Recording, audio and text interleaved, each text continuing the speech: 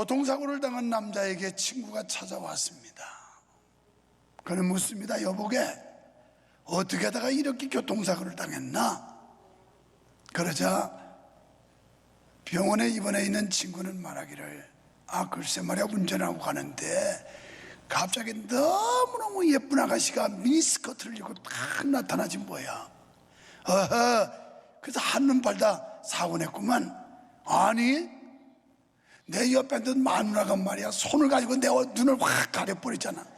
그래서 전봇대를 들여받았지. 절대 남편들 예쁜 아가씨 못 보게 한다고 눈 가리지 마시기 바랍니다. 잘못하면 전봇대 들이받고 교통사고 나는 수가 생겨요. 여성이라는 존재는 질투를 참 많이 하는 것 같습니다. 여성이라는 존재는 샘도 많은 것 같습니다. 물론 남편이 자기만 보라고 눈을 가렸겠습니다만은, 우리는 지난 주일날 이사야서 13장에서 살펴본 말씀이, 이 바벨론이라고 하는 나라는 세계 강국으로 등극하지도 않았습니다. 부상되지도 않았을 때 이사야는 바벨론에 대한 예언을 미리 했어요. 그래서 앞으로 바벨론이 이렇게 처참하게 멸망하게 될 것이다. 그런데 그때만 해도 아수르라고 하는 나라가 세계를 제패하고 있던 그런 시대였어요. 그러다가 오늘 14장에 오면서 실제적으로 바벨론의 멸망에 대해서 기록하고 있습니다. 그런데 여기서 우리가 한 가지 놓치지 말아야 될 것은, 하나님은 언제나 당신의 백성을 향한 계획과 관심을 늦추지 않고 포기하지 않는다는 겁니다. 비록 자신의 백성이 엇박자를 놓고, 그리고 잘못된 길을 갖고 하나님 앞에 배역을 하고 이럴지라도 끝까지 버리지 않고 일시적으로 회초리를 대고 징계를 할지라도 결국은 당신의 백성을 회복하시는 하나님이다 하는 사실을 우리에게 교훈해 주고 있습니다. 우리는 구약 역사를 볼 때 하나님께서 당신의 백성들을 향한 예우가 지극하다는 것을 많이 느낄 수가 있습니다. 오늘 1절에 보니까 야곱을 긍휼히 여기시며 이렇게 말씀을 해요. 하나님께서 야곱을 긍휼히 여기심으로 바벨론 제국의 멸망의 원인이 되었다는 겁니다. 그러니까 하나님의 백성을 회복시키기 위해 하나님의 백성을 옥조이고 압제하고 있는 바벨론을 멸망시켰다 하는 것입니다. 믿는 자를 중심으로 역사를 이끄시는 하나님, 그래서 선민을 깨우치기 위해 대적을 쓰시기도 하시고 버리시기도 하신다. 그러니까 하나님은 이 역사의 수레바퀴를 믿는 자, 하나님의 백성들을 중심으로 이끌어 가시는데, 그때그때마다 하나님의 백성을 뉘우치게 하고 훈계하시기 위해서 대적들을 등장을 시키고, 그들을 일시적으로 쓰지만 결국은 주의 백성을 회복시킬 때는 대적을 하나님이 진멸해서 멸망시키는 이런 장면들을 우리는 많이 보게 됩니다. 그러면서 1절에서 말씀하기를 이스라엘을 다시 택하셨다 이렇게 말씀을 해요. 이 말씀은 하나님께서 이스라엘이 비록 죄를 범하여 멸망할지라도 그럼에도 불구하고 그들을 포기하지 아니하시고 다시 한번 회복시키신다는 하나님의 긍휼을 보여주고 있는 겁니다. 그러니까 우리들이 믿는 자로서 하나님 앞에 옳지 못하고 부당하고 부정하고 이렇게 못된 짓을 할지라도 일시적인 고난을 통하여 다시 회복시켜 주신 하나님, 이것을 여기서 우리에게 교훈하고 있는데요, 여기 구원받은 성도들은 우리가 일시적인 어려움 당하지만 하나님이 잠시 매를 든 것 뿐이지 우리를 아주 진멸하거나 우리를 멸절시키거나 이러시지 않는다는 겁니다. 일시적으로 고통을 통해서 주님께로 돌아오도록 하는 이런 제스처, 사인이라는 거죠.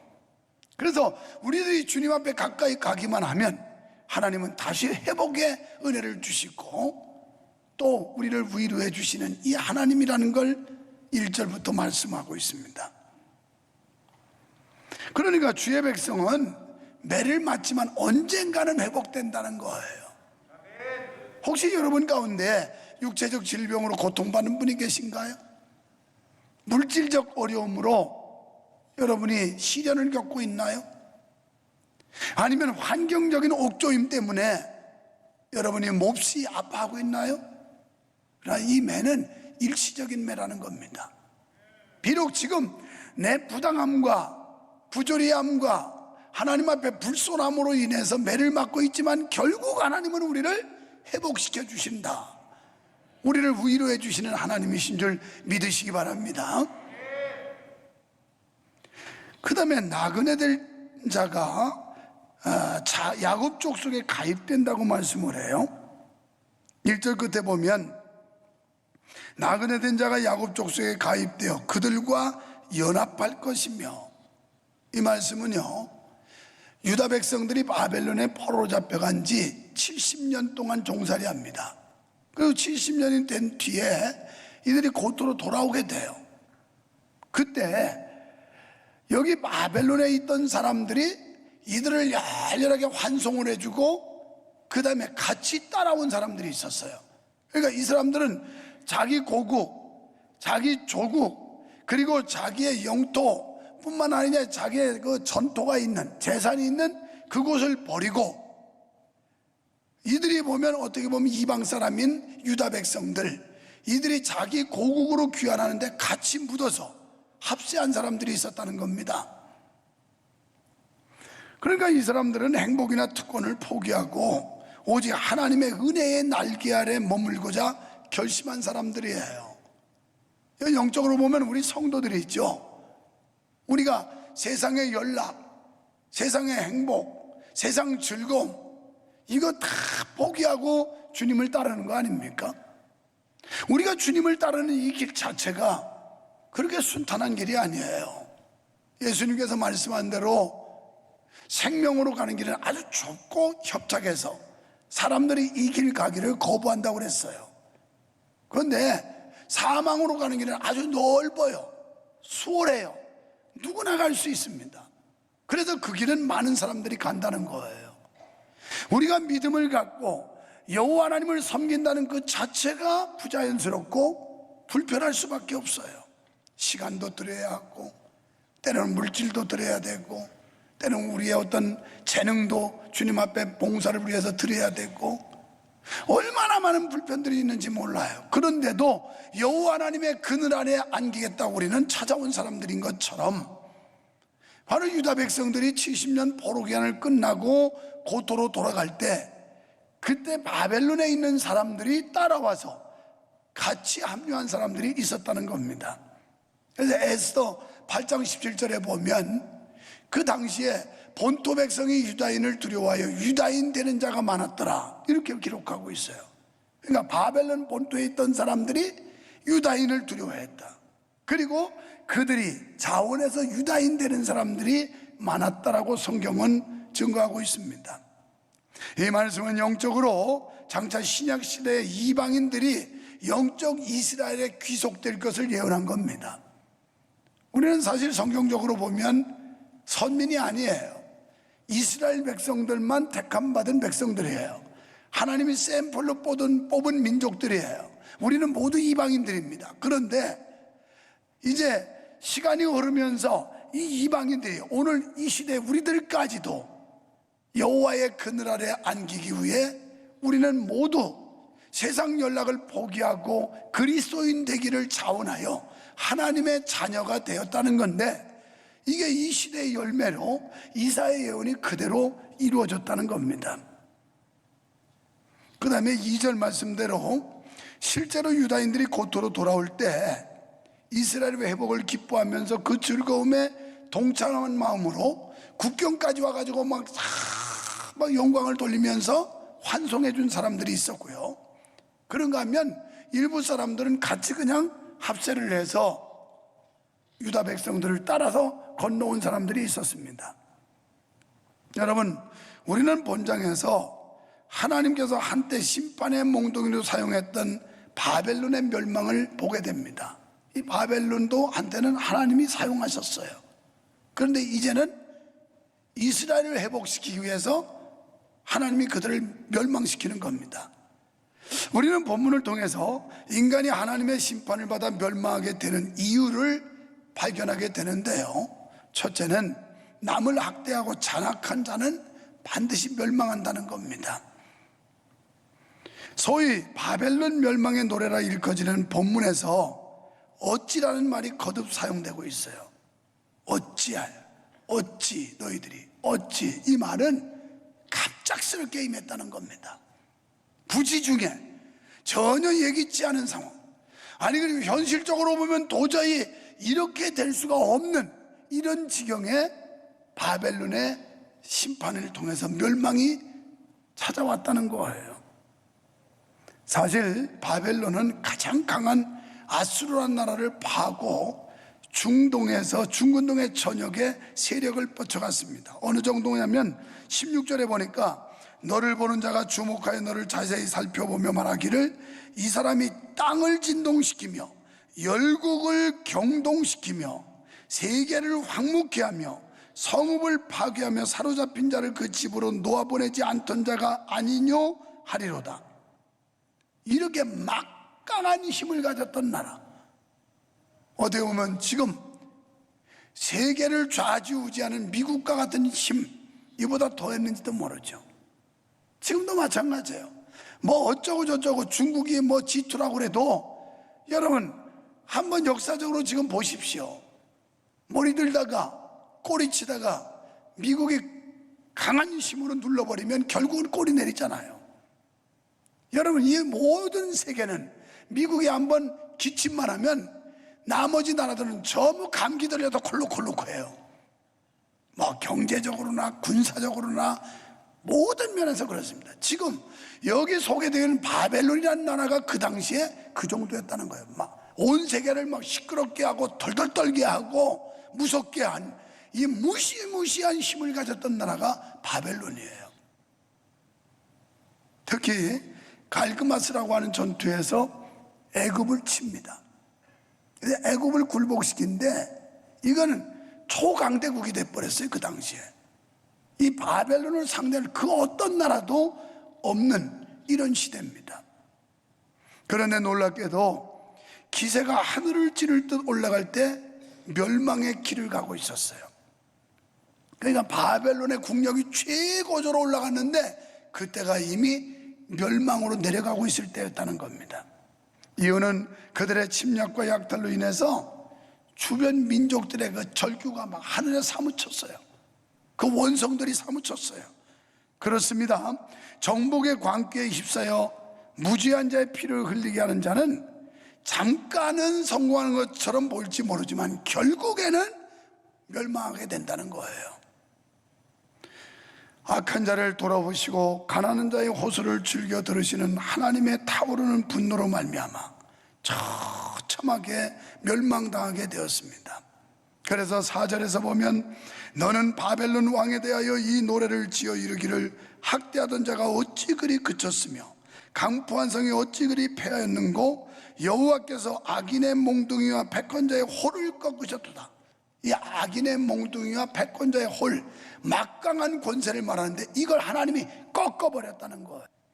우리가 죽음 후에 예수님과 베드로가 오더니 유목사야 너 그동안 얼마나 수고가 많았니?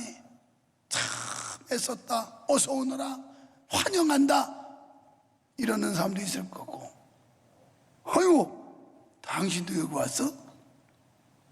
아이고 당신도 여기 와서 지옥에 있는 사람들이 서상철 목사 당신도 여기 와서 목사인데 뭐 어떻게 누구 환영 받으실래요?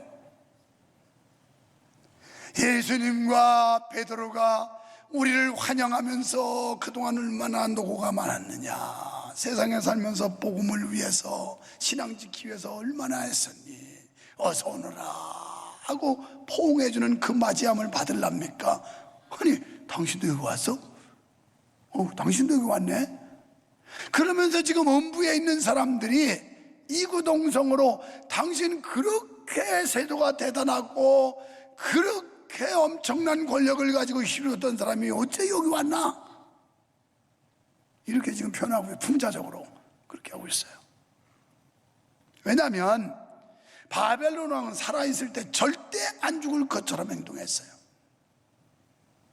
그래서 그는 금신상을, 자기 신상을 만들어 놓고 그러고서 모든 백성들에게 절을 시켰어요.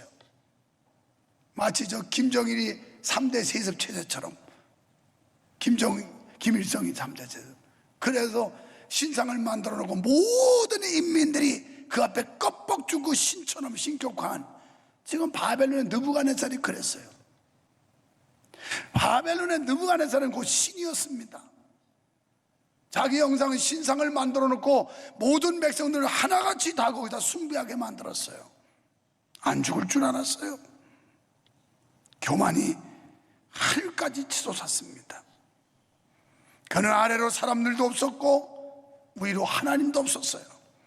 얼마나 오만불순했는지 12절을 보십시오.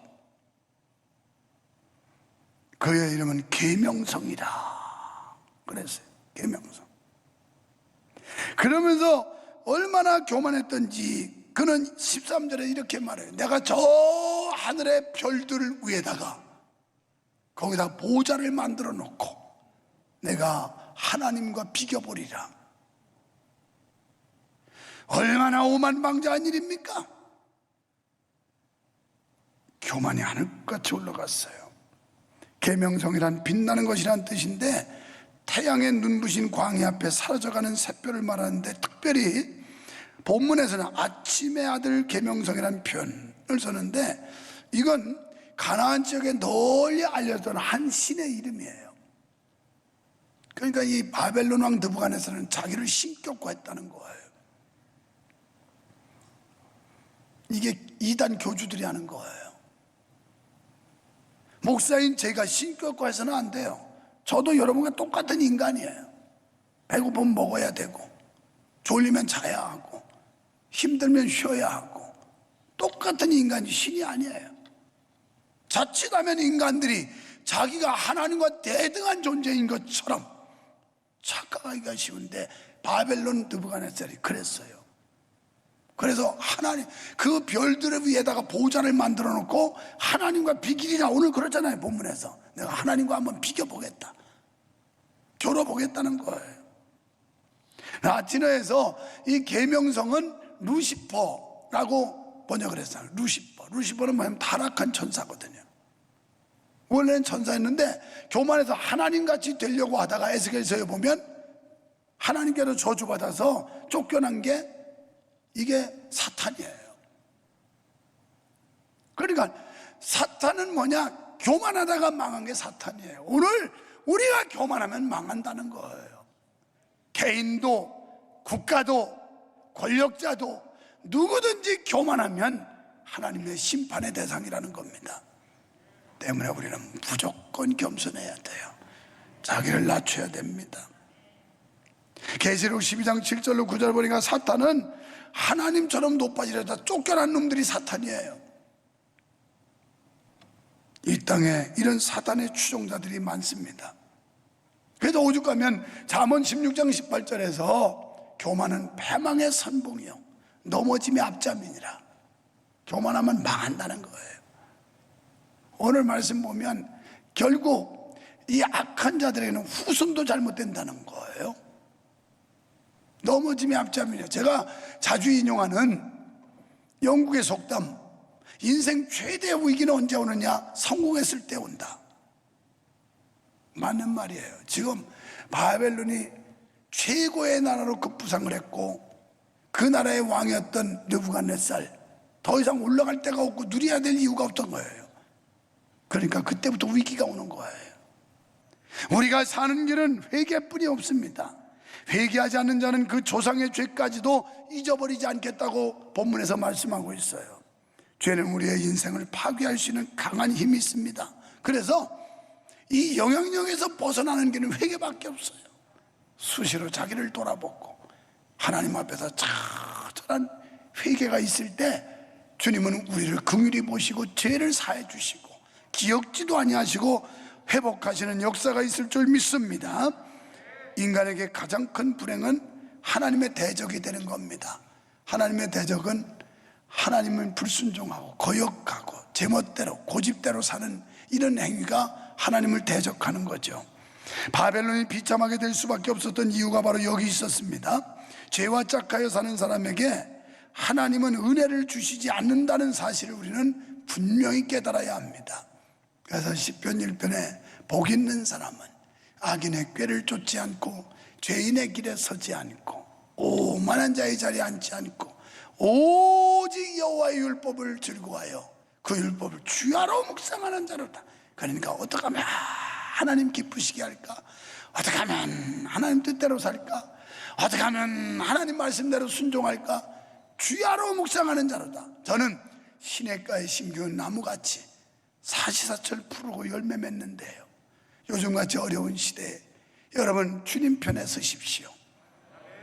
그러면 주님 때문에 우리는 승리합니다. 우리가 잘해서가 아니라 주님이 능하시고 주님이 축복의 근원이시고 주님이 절대 주권을 가졌기 때문에 우리가 주님 편에 서기만 하면 시냇가에 심긴 나무처럼 기업도 잘 되고 장사도 잘 되고 육체도 잘 되고 가정도 잘 되고 교회도 잘 되고 나라도 잘 되고 다 잘 될 줄 믿습니다. 악인은 그렇지 않으며 오직 바람에 나는 겨와 같도다. 악한 자들은 바람 확 불으면 겨가 확 날아가듯이 그렇게 된대요. 오늘 복 있는 성도, 의인이 되셔서 하나님의 보호하심이 여러분과 함께 하시기를 주님의 이름으로 축원합니다.